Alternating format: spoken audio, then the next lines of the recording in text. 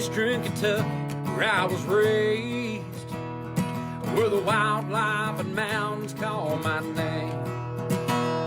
I was born to hunt, I was born to guide, a camouflage on a rifle by my side. Just good old country boys chasing dreams in the Appalachian Mountains, filled with streams. From those white-tailed bucks strutting toms, the bugling elks that are on the run. Where those dreams are made, the trophies is our game. The TLC Outfitters is our name.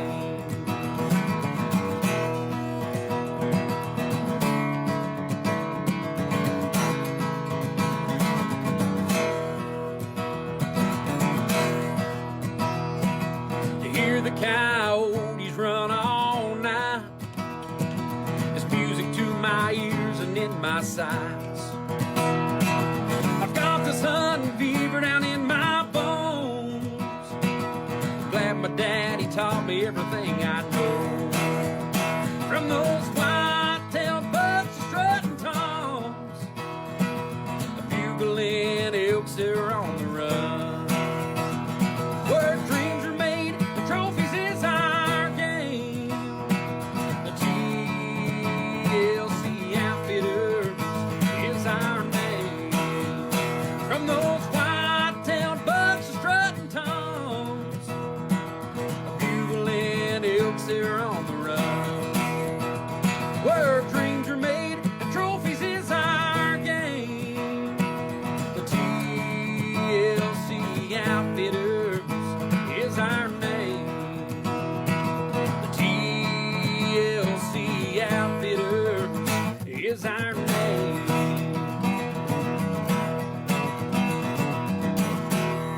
Hey, good evening everybody, welcome to TLC Live.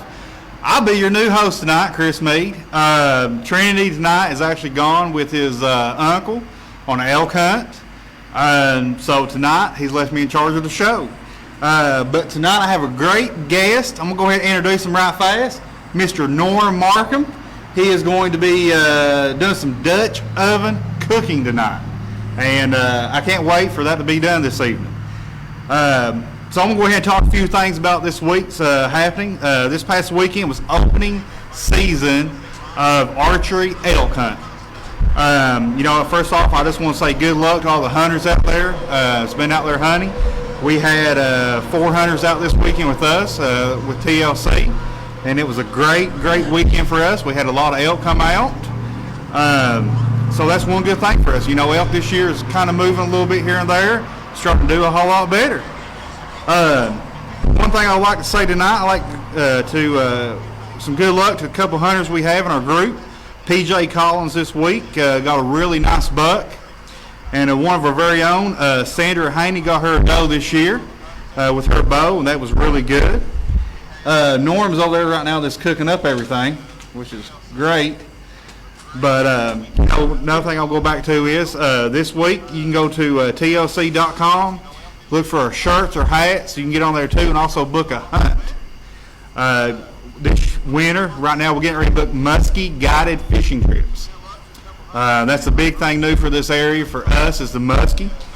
Looking forward to that with our guide Ben Maynard. Can't wait to see what that's going to come up for us and everything. So that's be a great thing going on. Give a shout out right now to the guy behind the camera, does all the sound and video stuff for us tonight. It's Thomas Rainey from Bobcat Sports Live. Also, Daryl McCoy with D&D Sports. Thank him for for helping us out and everything with the show, and also for Jake Rainey with Rainey Lawn Care Services. Thank you for everything you do. Also, I think we're going to probably go to a commercial break. Going to be a little bit quicker show tonight because Norm's going to do some talking, and he's going to be doing a lot of cooking over here for us, and talking about everything he's doing. So we'll go to commercial break, and we'll be back with Norm about his cooking on the Dutch oven.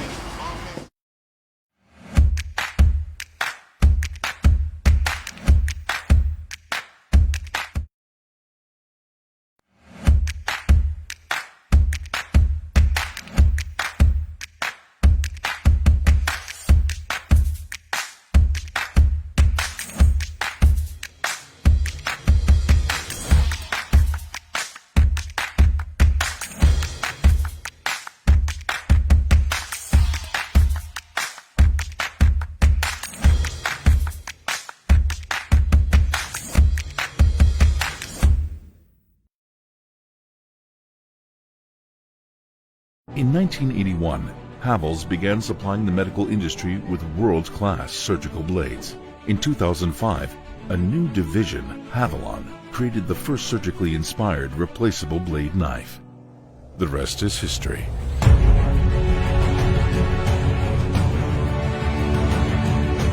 First of its kind, preferred by professional guides, leader in quality and innovation. Never lose your edge. Hey guys, welcome back to TLC Outfitters Live. My name's Chris Meade. I'm back here again tonight with my good buddy Norm Markham over here. He's getting ready for his Dutch oven cooking. Looks like he's got the fire going. Working on some things over there right now. Y'all just seen a commercial from Havalon Knives. Havalon Knives, we love them. Every one of us guys, we just about use them. They're top-notch knives. You can't beat a Havalon knife. The surgical steel that they are made with is phenomenal. That's one good thing about them. I'm going to go down right fast. Look who we got watching. I said we got Corey Black, one of our guides with us for TLC. He says, oh boy, we're in trouble tonight. Yeah, Corey, we are. You should be here tonight to help me, actually. We got a few other people. See Thomas on there watching. That's good to have everybody on here tonight. Go ahead. Norm's over here starting to cook a little bit. What are you cooking tonight for us, Norm? Okay, I am working on, are you here? Okay. Yep. I'm working on a quick Blackberry Cobbler. And it's going to be quicker if I can get into the can of the blackberries. Fresh blackberries are better, but I'm using a can, and my can opener is broken. So this may be the shortest cooking show ever.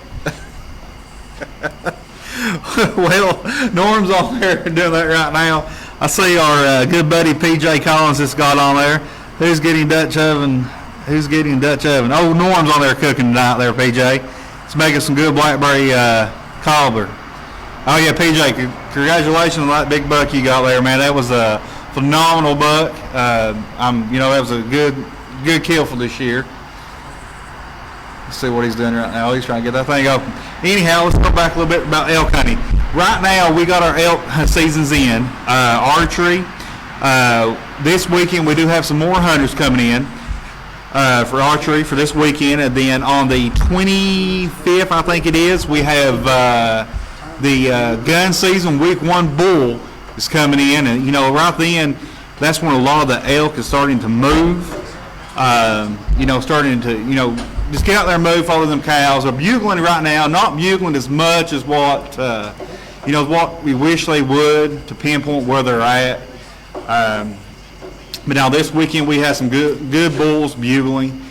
Just really couldn't get on nothing. Me and who I had this weekend with us. I know tonight Trinity is actually out with his uncle. His uncle was lucky enough to get drawn for a tag this year for archery elk hunting, and Teddy's out there right now beating the bush with him. Hopefully Teddy can get that arrow stuck in one, and he'll have some great memories spending time with his nephew hunting. Trinity a few years back lost his dad, and never did get an elk hunt with him. Personally, them either want to get a hunt, and now Teddy's lucky enough to get it and spend some great time with it. I see Jason Harlow's on here 2 days away, but we can't wait for you to get up here and do some elk hunting with us this weekend, brother. I see Trinity's mom just hopped on there. Hi. Now, I'll tell you what, she made us some breakfast this weekend on Sunday. It was really good, and we appreciate what she did for me and Trinity. That was amazing.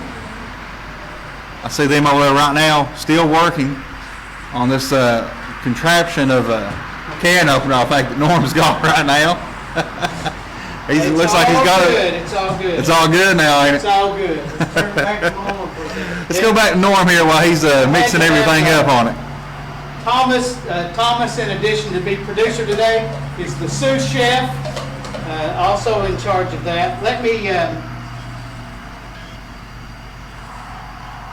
finish putting this in here, and then I'm going to talk about what I'm making, and then I'm going to put it on the fire. I'm making a Blackberry Cobbler tonight. You're going to see, I'm taking the pictures. I'll share those with you in a minute. This is really, I've heard it called dump cake. I've heard it called quick cake. I've heard it called cheap cobbler. It is just a little bit of a cheat, the way we do it, but that's okay.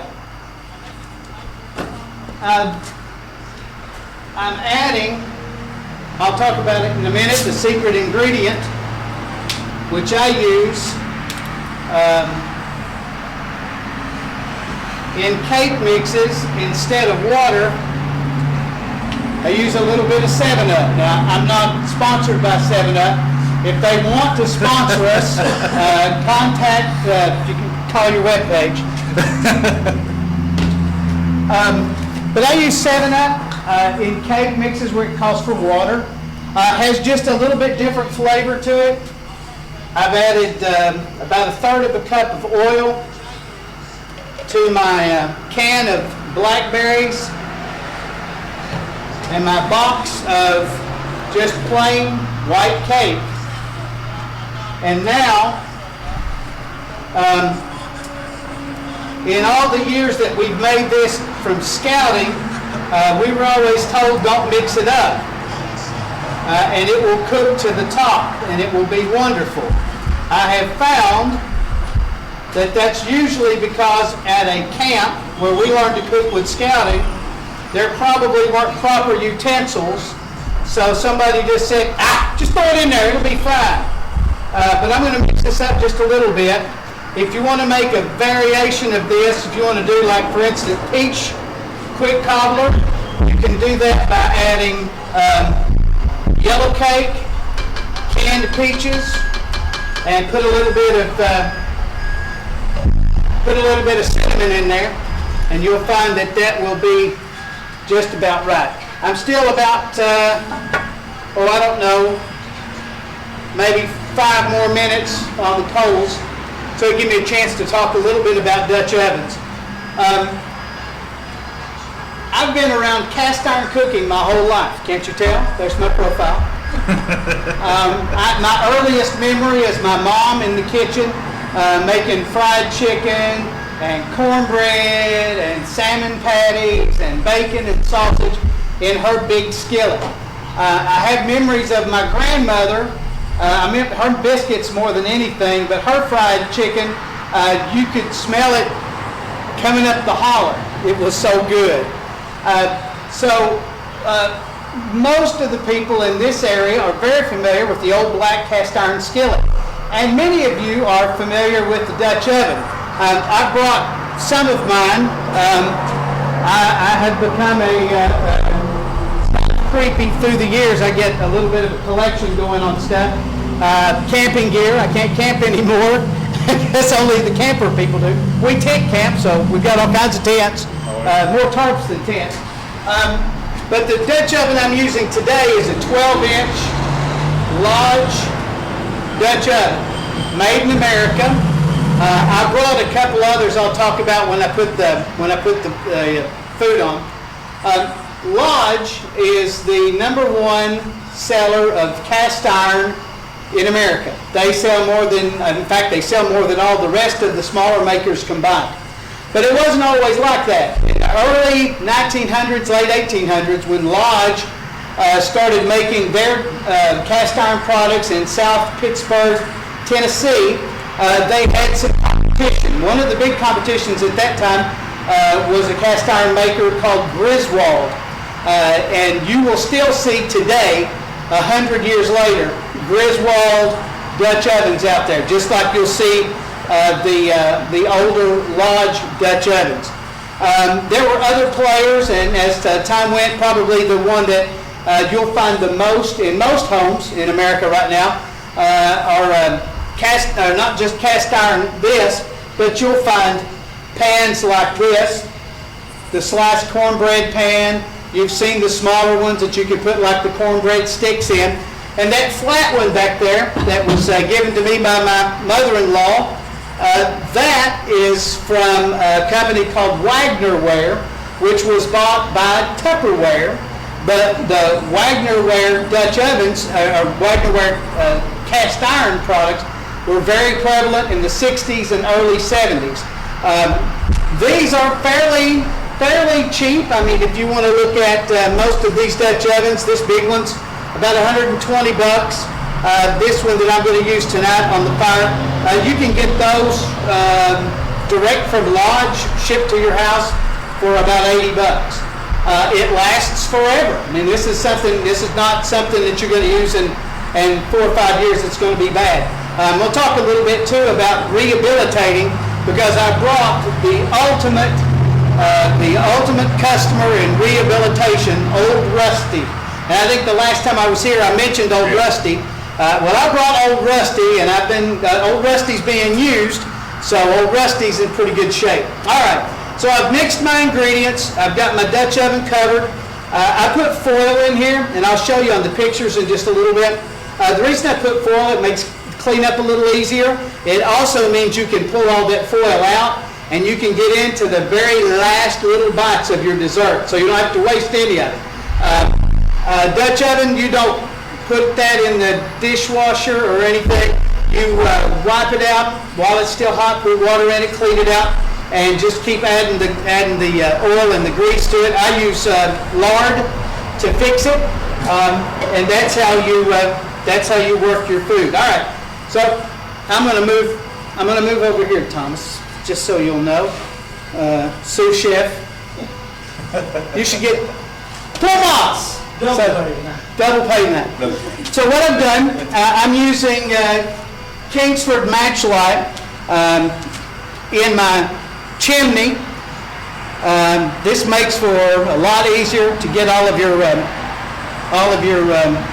briquettes hot, get them ready to go.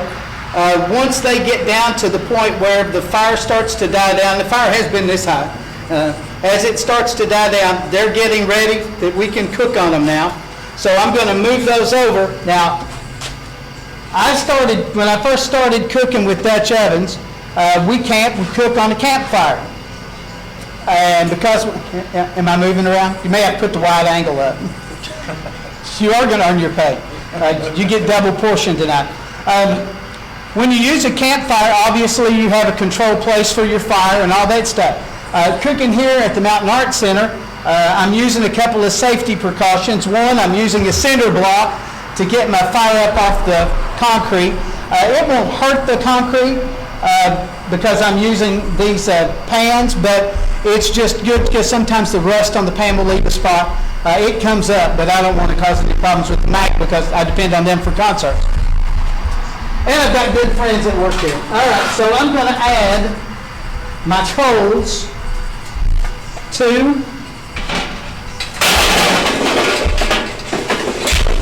my pan. These are so handy. These are so handy. We'll set that over there because it's going to end up with some coals in it. Quickest tool to use is just get you a set of cheap tongs because you'll leave them in the fire and they'll burn up. So I'm going to create a fire bed for my Dutch oven. Now I'm using the 12-inch. This particular one has a lid on it. Can I get this close enough to see? It has a lip on the top. This is called a camp oven. It has legs on the bottom so that I can do this right here. I can set it on the fire like that. Now if I want to quick cook, all I have to do is leave that there. If I'm cooking something that needs to be fried, bacon, ham, chicken, something like that, I can do it like this. But because I want a particular temperature, I'm going to be selective with my fire. So I'm using a 12-inch Dutch oven. And because I'm using a 12-inch Dutch oven, I'm going to need about 24 briquettes.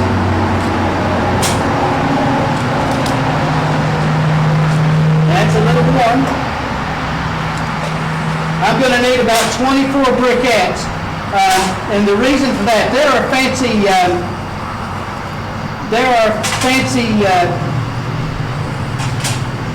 trying to remember what the name of the thing is, conversion charts that they put out that says for this temperature you cook so many and this one you cut so many. If you double the number that the size of your oven is, it'll get it to 350 degrees. That's what you want to cook at when you're cooking a dessert like this. So I want to get it to about 350 degrees. So I'm going to use about 24 briquettes. What I'm going to do is I'm going to set this on here so the cooking can begin. And now, because I want heat from above, I'm going to start putting briquettes on the top. Now, on the camp oven, it has, oh, I'm yelling like the microphone's up there. Microphone's right here. Sorry, folks!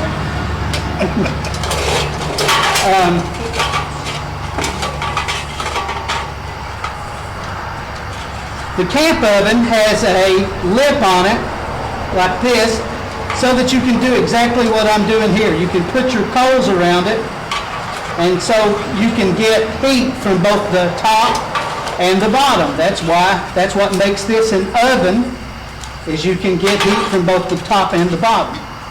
Let's see, 1, 2, 3, 4, 5, 6, 7, 8, 9. Needed a couple more here. And because we're putting heat from the top and the bottom, once this gets heated up, it actually will be like a real oven. We're not going to take the top off of it at all. We're going to let the heat stay in there. I'll show you a trick on that in a minute. And then as we get the last of these bricks on, what I'm going to do is these extra ones, I'm just going to pull them over here. And if I see one of these at the top look like it's going to brown up too fast and not heat up, I'll just replace it with the fire from over here. I said there were 2 types of Dutch ovens. There actually are 3. One of the Dutch ovens, you know, are the ceramic cover ones like you use inside your home. You can use these just as well as those, but what you do, this is much better out on the campfire or out in front of the Mountain Art Center.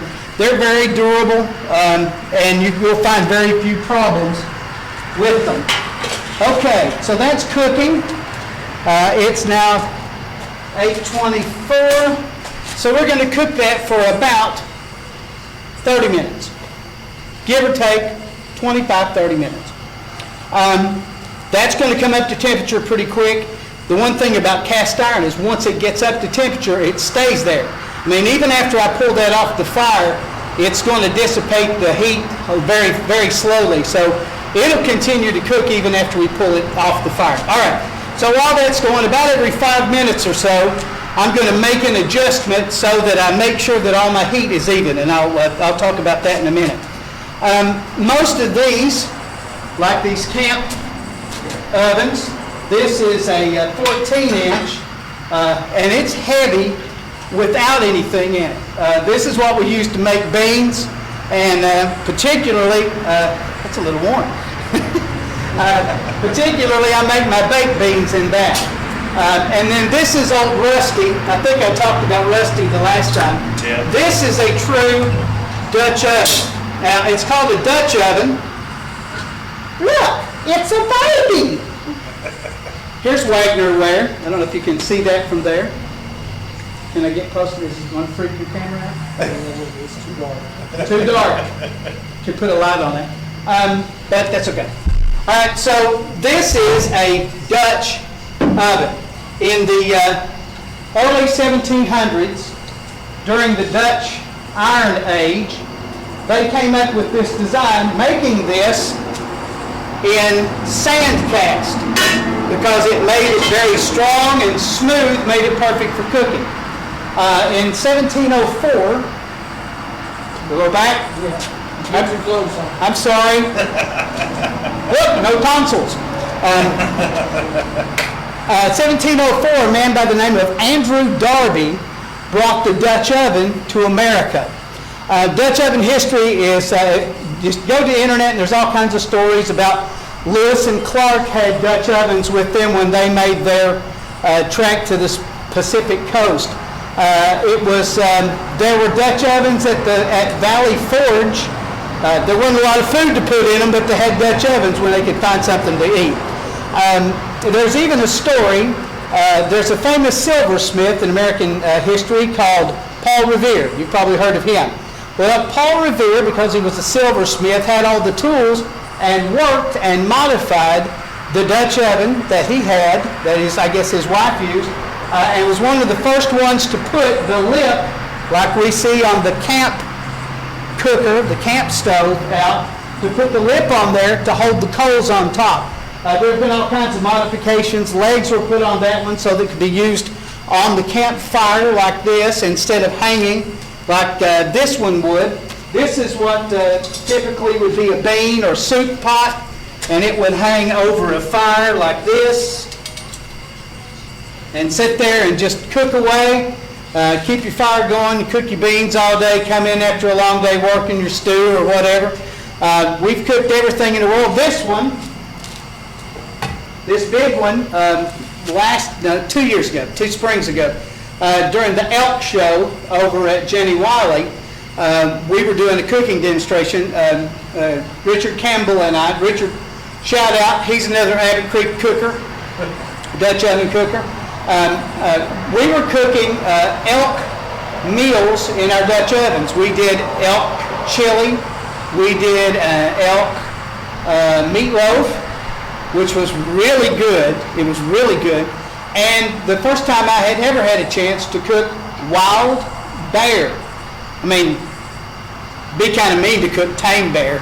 So, but this was wild bear, and it was a bear roast about this big, and it was cooked into that. We cooked that thing, I think about 4 hours. We cooked it slow, and man, at the end of it, it was good. I was surprised it wasn't really gamey, not as bad as everybody said it was going to be. But Dutch oven cooking is just so versatile. You can do all kinds of things. This one here, we've had chili in it. We've made chicken in it.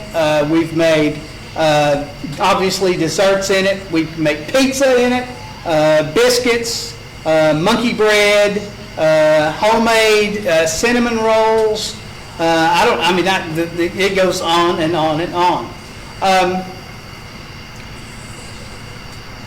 Probably, if there's one thing about the Dutch oven cooking that I like, is that it has the history, and whenever you're doing this, you're connecting with hundreds of years of American history, with pioneers, people that blazed the trail, blazed this area. Daniel Boone had Dutch ovens with him when he traveled through and made the Wilderness Road through Cumberland Gap. Thomas Walker had, when he came into the area, you name the guys and somebody in their crew had something to cook in. So the wagon trains, when they headed west, the camp kitchen with the cowboys when they were wrestling, not wrestling. They weren't wrestling the steers, they were wrestling.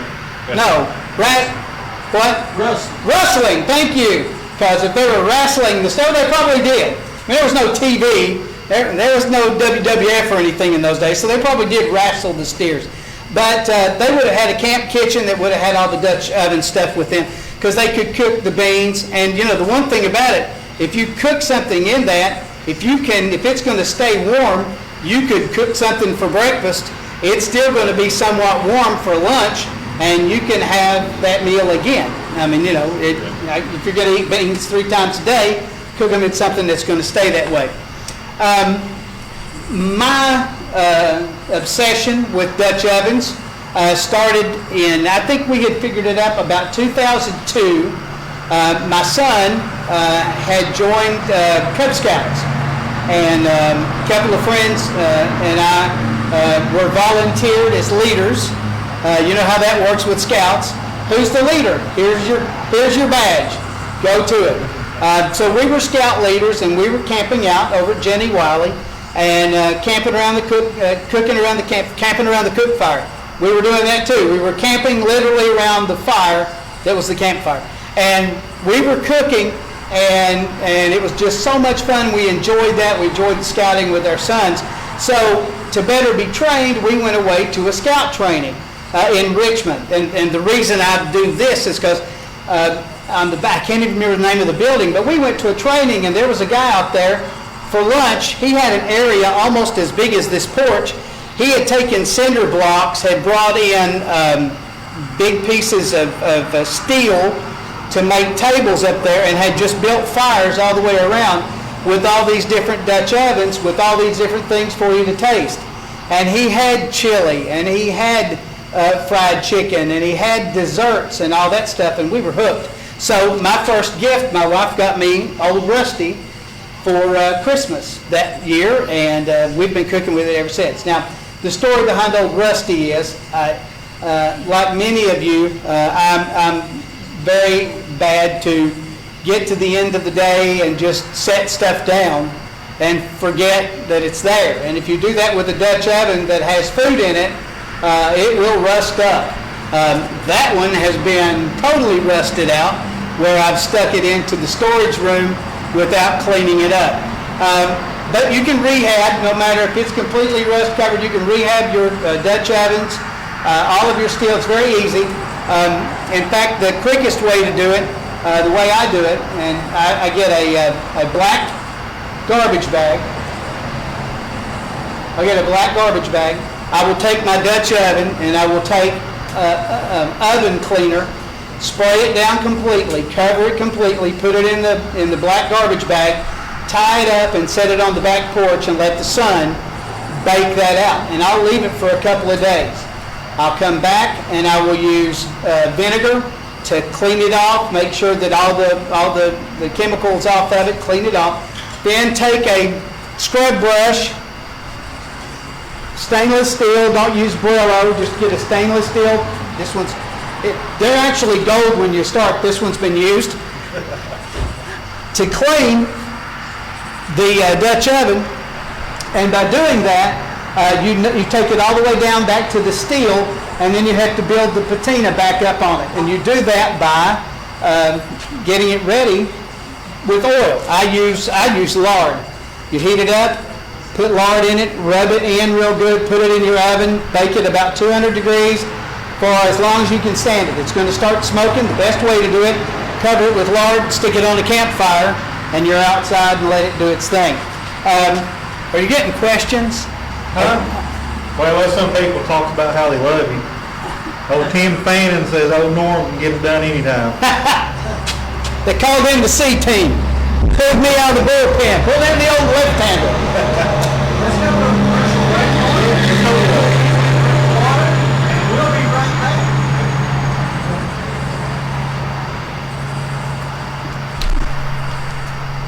Is that too weird?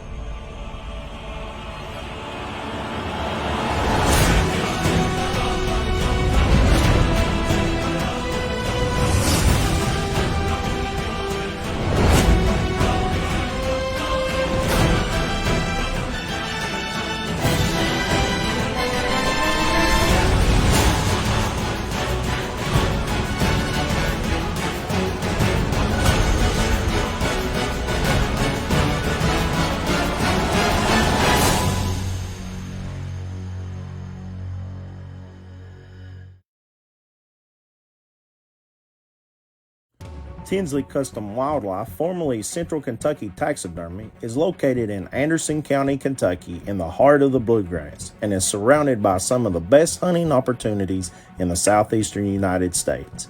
Wildlife is abundant in Kentucky, and there's a great diversity of game to hunt. Elk, white-tailed deer, black bear, predators, waterfowl, as well as many others. The variety of local species in Kentucky provides owner Justin Tinsley with a great opportunity to excel in the art of taxidermy. Also an avid hunter, Justin understands the sportsman's expectations with taxidermy as he prides himself in providing this to each and every customer. Tinsley Custom Wildlife is the only USDA fully certified taxidermy facility in the state of Kentucky. Once your hunt of a lifetime is complete, allow Tinsley Custom Wildlife's award-winning taxidermy to make your trophy into a masterpiece. Give us a call today at 502-680-1022, or you can check us out on the web at centralkytaxidermy.com and at Facebook at Tinsley Custom Wildlife.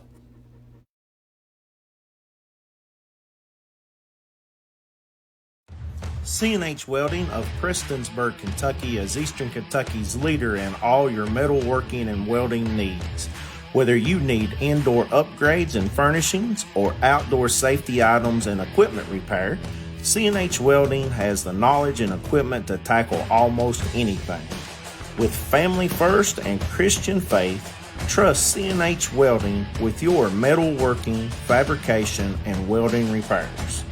From handrails, critter-proof garbage bins, and commercial needs are only a few of the tasks Cnh Welding can do for you. Give Derek and Sheila at Cnh Welding a call today at 606-259-2406 or check them out on Facebook at Cnh Welding. Hello everybody, welcome back to TLC Outfitters Live. I'm here with our good buddy Norm Martin, doing some Dutch oven cooking tonight. He, right now, Thomas, go ahead and put the camera on him. He's going to go ahead and start to turn this Dutch oven, I guess, to cook it a little bit better. All right, so what you do, because your Dutch oven is going to heat fairly uniformly, but your briquettes don't. Anybody that grills, you know, you get some that are good, some that are bad. So what I'm going to do is I'm going to turn this a quarter turn so that now that area is with that. And to make sure that I'm not just moving hot spots and cold spots, I'm going to twist this back a quarter turn. Now, what you just saw is the reason that lip is on there. Because if you do that with old Rusty, you run the risk of running some of your ash down in there. The other thing you don't want to do is open that up. Now we're gonna open it in about 10 minutes and look at it just to make sure that we don't have any accidents going on. We don't want to burn it up. Yeah. But as long as that stays in there, it's again 350 is what you're trying to do. So Chris was going to ask some questions. I think the only thing that I didn't cover that I wanted to is make sure, like everything else in 2020, it's all about safety. My tool here acts as a couple of things. It gives you a chance to lift it if it's heavy. With food in it, it's going to be very heavy, so it gives you some leverage. And it has a hook that you can use on your handle.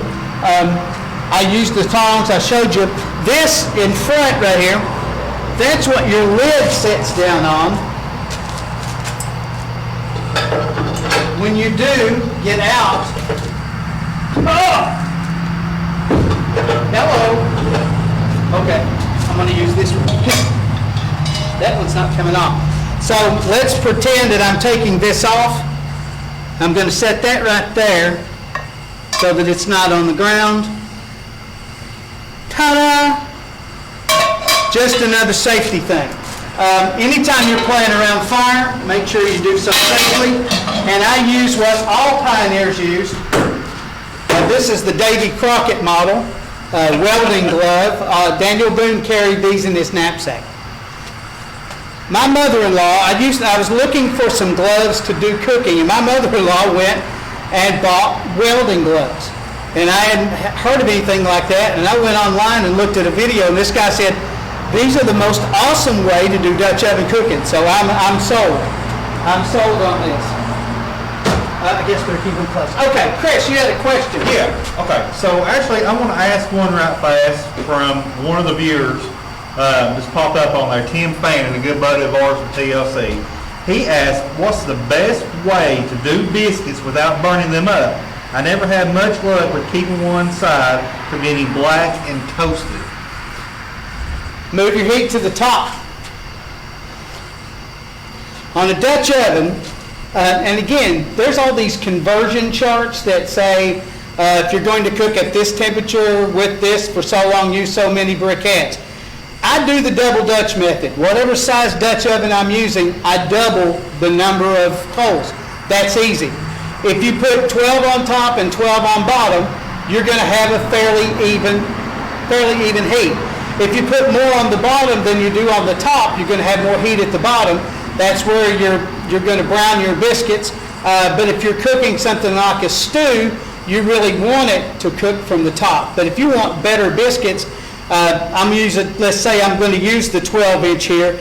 I'm going to use maybe instead of 12, I might go down to as far as 7 or 8 briquettes on the bottom. Keep my 12 at the top. Now that's going to lower your temperature a little bit, but it's going to give your biscuits time to rise. I'm going to try to do this. This is, can you see that? Is that, okay. That's how I prepped my pan. That's aluminum down in the pan. There's the cake mix. There's the blackberry. And there it is on the fire. I'll even take a picture of us eating it, if you want. Okay. Any other questions? Any other questions? Yeah, so right now I don't have more of that. My question is, me and my family, my wife, we love to camp out in the fall. So what is like, to us, like soups and chilies, that's great fall stuff. But is there something particular that you love to cook, especially like in September to October area? Chilies are always good. You get a certain type of chili you like to fix? Richard and I came up with a, did you see what I just did? Yeah. That one was burning a little faster. You can just tap it, and if it's solid, it's still good. It's called Heat and Sweet Chili.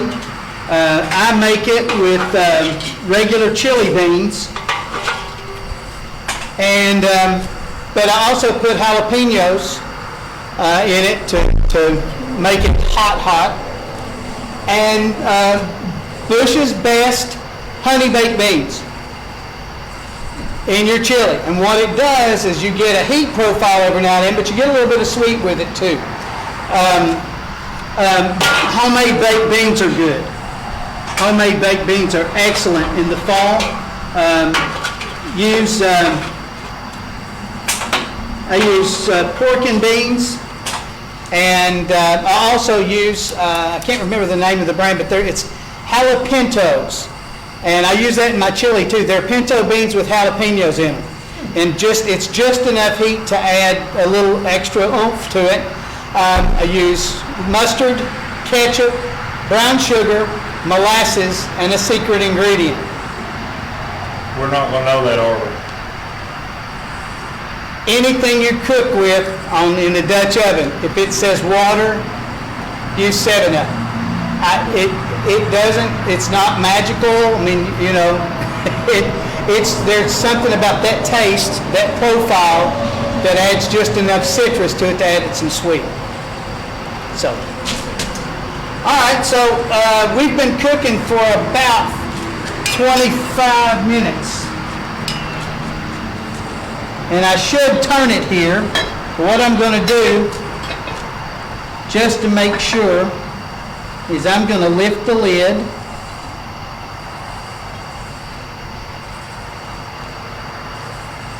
And I believe that's about done.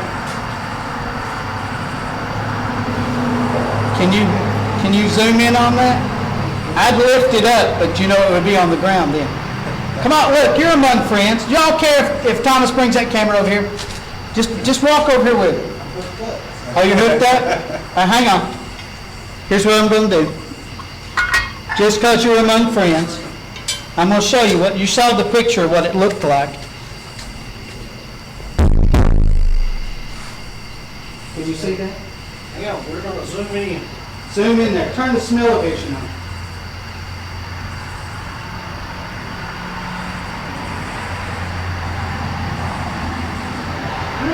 Yummy, it's delicious. Looks awful good. Wait till we taste it. Okay, so I had a few more coals. You'll notice that I was able to put the heat to it a little earlier. And that's going to cool now. I'm going to let that cool down. I'm going to make sure that we don't have any nasty stuff in there. Any burns, because I have been known to burn a few. Oh no, there's no burnt there. Just all goodness.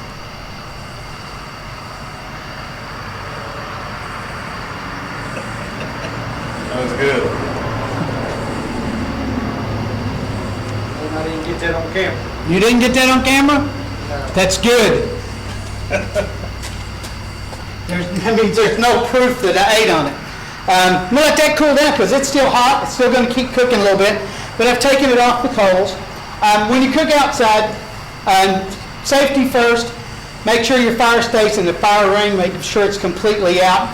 If you're cooking like this, like I am, I'm going to let those coals burn down as far as I can. And a grassy area over here out of sight. They won't cause any problems. I'll take them over there and dispose of them. Pick up your trash. And this is the kind of stuff, I tent camp, so the campgrounds aren't going to be open for me for this year. So as fall comes, I'm going to be doing a lot of Dutch oven cooking on the back porch. I have a fire pit, I have a grill, I have tripods, and a ton of Dutch ovens that need to have, I don't know, baked beans and chilies, maybe some rabbit, if somebody wants to bring me some rabbit. We cook everything. You can cook squirrels, you can cook Squirrel gravy. squirrel gravy. Talk about making some gravy. Oh yeah. Oh yeah, this'll do it. Probably the craziest thing that we've made, and again, it's been a few years ago. Richard and I were doing this Dutch oven demonstration over at the park, and everybody kept saying, try this, and I tried all these different things, and I said, I want something different. So we went, and I went online and I watched all these Dutch, and if you go to YouTube, there's thousands of people doing Dutch oven shows. So there's plenty. If you're a junkie, there's all kinds of stuff to watch it. But there was this guy, his name is Arkansas Redneck, and it's like Peyton Place meets the Food Channel because he cooks and he's a wild Comanche, like it puts you in mind of maybe a younger turtle man. But he cooks instead of diving in ponds. And he came up with this recipe called Piggies in the Cornfield. And I'm going to tell you about Piggies in the Cornfield. You may have to go back and watch this to see, make sure you get all the ingredients. I would use the larger Dutch oven, or at least the 12-inch. Take the small ears of corn, like the half ears of corn, line the outside of the Dutch oven. Then inside that, you're going to fill the cavity up to the top of the corn with potatoes. See him? Right here, straight in. Look at, Oh, that camera. I'm looking at that camera. Yeah, so I can get you in there. I spent all those years in radio. I didn't have to deal with cameras. And now I'm teaching and I have a camera in front of me all the time. What was the movie with Jim Carrey that was where they followed him his whole life? That's what life feels like now. What was the name of that movie? All right, trivia fans, somebody send in the answer to that movie. So anyway, corn, potatoes. Then on top of that, you're going to put a can of cream of mushroom soup, and you can kind of press it down in so it goes down in around it. Then on top of that, you're going to put a whole onion. You're going to put jalapenos. Then you're going to put a row I use Jimmy Dean's hot sausage because I want it to have some heat. Jimmy Dean's hot sausage, just kind of pat it around there, make a layer of that. Then a layer of poblano queso poblano soup, queso poblano soup. It's got just a little bit of heat too. Lay that on top of that. And on top of that, you're going to put a layer of pork chops. Make them about a quarter to a half inch, no more than that. Lay a layer of pork chops on there. And if you're going to have a lot of people, ditch the pork chops and use the little smoky wieners like you do with the, what is the stuff like you use at weddings and stuff, the little baked wiener things, you know, the wieners and the meatballs. Huh? Little smoky. The little smokies, little smoky, put those in there. You can do that too. Another can of cream of mushroom soup. Top it off with 8 ounces of 7-Up and let it cook in the Dutch oven for an hour. If you're in the oven, just leave it alone. It's fine. If you're out here where your coals chill out, after about 30 minutes or so, start replacing the coals with new coals. So as soon as you put it on, you're going to fill your chimney up and get them going again. It takes about an hour because you're using a lot of pork, but I promise, every bite will have pork flavor, mushroom flavor, jalapeno flavor. You can put bell peppers, you can put banana peppers. If you want it really hot, put some heat to it. If you want it mild, leave some of the jalapenos and stuff out. But it is literally just an awesome meal, and it's perfect to cook outside. And there's just something about sitting around the campfire eating piggies in the cornfield that is just amazing. Just Somebody amazing. answered your question. What was the name of the movie? Truman Show. Truman Show. Thank you very much. You win a lovely prize. Do we have a lovely prize? Hey, wait. The prize is Trinity's not here this week. You're welcome. You're welcome. Let's take one more commercial. Yeah. One? Yeah, we'll take another commercial break and we'll come back with Norm and get ready to taste some of this great cobbler he's got, guys.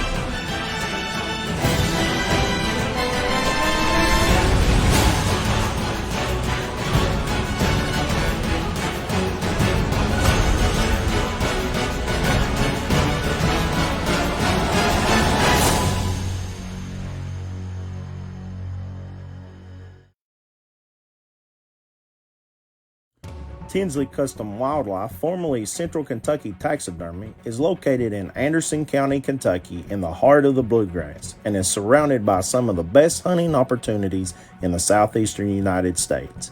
Wildlife is abundant in Kentucky, and there's a great diversity of game to hunt.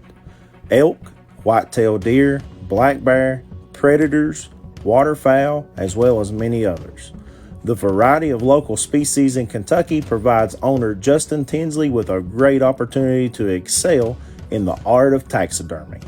Also an avid hunter, Justin understands the sportsman's expectations with taxidermy as he prides himself in providing this to each and every customer. Tinsley Custom Wildlife is the only USDA fully certified taxidermy facility in the state of Kentucky. Once your hunt of a lifetime is complete, allow Tinsley Custom Wildlife's award-winning taxidermy to make your trophy into a masterpiece. Give us a call today at 502-680-1022, or you can check us out on the web at centralkytaxidermy.com and at Facebook at Tinsley Custom Wildlife.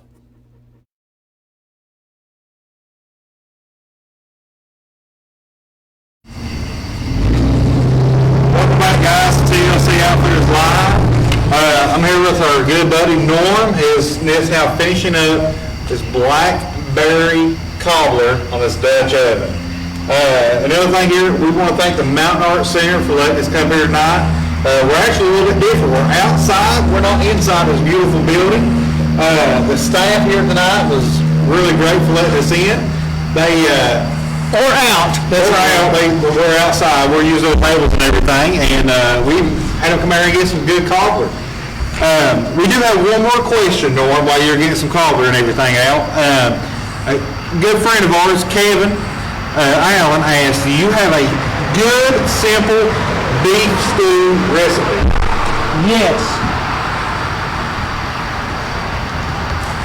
At the store, there's a can of stuff called Dinty Moores.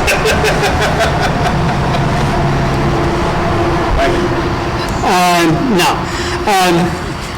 If I'm going to make a beef stew, I'm going to start with first of all, I'm going to start with steak tips. If I can get them, I'm going to brown them first. Then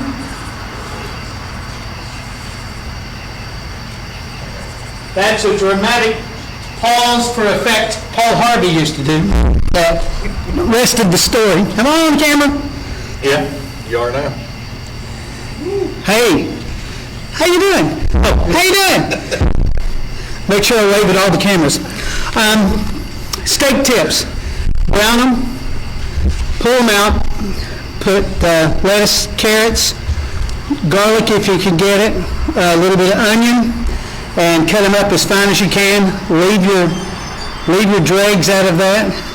Leave it in there. Let that where your beef cooked. Brown those up. You need to put a little bit of liquid. You can put just a little bit of liquid, a little bit of water or broth. Better yet, since you're doing beef, use a little bit of beef broth and brown that up. Then after you get that, then you're going to add your big vegetables, your tomatoes, your potatoes, whatever you like in your stew. And then low heat, cook it for a long time. You really want to raise it up to a boil and then let it come back down and simmer. And the longer you can simmer it covered, if you're doing it in a Dutch oven, the quickest way to get that real quick heat, if you noticed when I poured all of my coals in there, you can set your Dutch oven down on top of that and go ahead and work your beef. It's a great way to do bacon. Then you pull it off and remove some of the heat so that you don't get, you're not competing with the rest of the stuff, trying to competing for the heat. All the heat will stay at the bottom and just kind of keep loving on it, keep top on it. You can put, if you want to cook it a little faster, you can put a few coals on the top. But if you're going to make a stew or you're going to make beans or something, just a couple of coals on top to kind of keep the heat forced down into the food is the quickest way to do it. I got to brag on this. This right here, I've never ate any dessert cooked in a cast iron on a fire. And this right here is amazing. Oh, yeah. I mean, Trinity is this. Trinity did not call me because I'm a rookie. I've been doing this for a while. I was telling you, we got hooked in this when we were in scouting. Richard and I, we spent many a scout, because what happens in scouting, the kids go and do their stuff, so the adults are left back at camp. So there were always several of the scout dads and the leaders and stuff at camp while the boys were hiking and working on merit badges and stuff, and we didn't just sit around and nap. I mean, we did nap, but we didn't just do that. I got to brag on Jackie Rowe. Was one of our scout dads, and he brought a smoker. We went to Tennessee for scout camp for a week. Several years we went, and he brought a smoker, and we slow cooked ribs and chicken while the boys were working on merit badges, and we ate like kings. Filled the back of his pickup truck with food. We ate all week like that, and that was part of that's what I miss from scouting, is the camaraderie particularly with the dads. You miss watching the boys achieve stuff and all that, but I miss hanging out with the dads because we did a lot of this. You really want to impress somebody with a dessert: yellow cake, peaches, and a little bit of cinnamon. And it's awesome. I like peach cobbler. Peach, it's like I said, it's a really quick and easy peach cobbler. Can you come back? Yeah, that's what we wanted to schedule the shows. You see, for Trinity going. leaves and we cook. So there you go. So is that the way this works? Whenever Trinity's gone, I'm like the guest host. I'm like Letterman was when Johnny Carson took off. Does anybody remember Letterman and Carson? Because everybody else, I don't watch the guys on late night now. They're no good. Yeah, not horrible. I mean, this is really good, and we thank you enough, for coming here. I know the campgrounds this year, you've not really gotten to go do your demonstrations. Nope. In the campgrounds, it's been with this whole COVID thing going on, and the education that I've learned the last 2 times we've had you on has been phenomenal. I know me and Thomas both, we've talked about it, we loved it. We can't wait till we get to do this again. Okay, to your significant others watching, you can pick these boys up a Dutch oven at the local Walmart or at Food City. They have Dutch ovens. You don't have to go to Lodge. I gotta give. So everybody has a COVID story. And I've had friends that have had it, friends that have died from it. It's been a bad year. But when we first went into lockdown, as a teacher, you don't really know what to expect. So now that we've come back, we still don't know what to expect. We're doing virtual teaching and all that. It's different. But in the 3rd week of April every year, in South Pittsburgh, Tennessee, they have the National Cornbread Festival. And it is sponsored by Lodge Cookwell, the Lodge Manufacturing. And it's the only time of the year that you can do a complete tour of the entire Lodge foundry. They actually take you in where they melt down the steel and pour it into the casts to make the cast iron. It's the only time of year they give those. So I've been planning the last 2 years to try to go to the National Cornbread Festival. This year, COVID hits, and we don't get to go. So to the 2021 National Cornbread Festival in South Pittsburgh, Tennessee, I'm coming your way. Save me a motel room and spot number 5 at the table. I will be entering the baked bean eating contest. And for my beloved watching, yes, I'll stay in Tennessee a couple of extra days because of it. Well, Norm, I appreciate you coming on tonight. Trinity, he missed a great show with you. Sorry. But, another thing before we get off here tonight off the show, all the hunters out there for the elk season right now, good luck on the elk hunting. I know this weekend we got a bunch of little hunters coming in, 6 or 7 or so. Can't wait to meet some of them. I know a few of us guys has actually got to talk to them, kind of get a feel of what they're doing. So, just good luck to everybody. Best wishes. So hopefully next week we'll be back here again. Me or Trinity will be back here hopefully with some other guests. Thank you for tuning in for TLC After the Fly this week, and we'll see you all next week.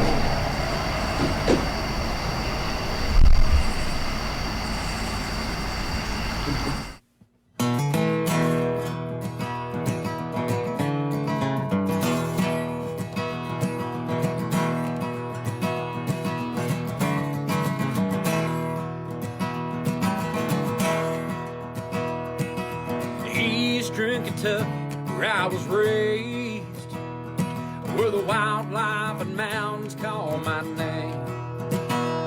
I was born to hunt, I was born to guide. camouflage on a rifle by my side. Just good old country boys chasing dreams in the Appalachian Mountains, fields and streams. From those white-tailed bucks strutting toms, the bugling elks are on the run. Where those dreams are made, the trophies is our game. The TLC Outfitters is our name.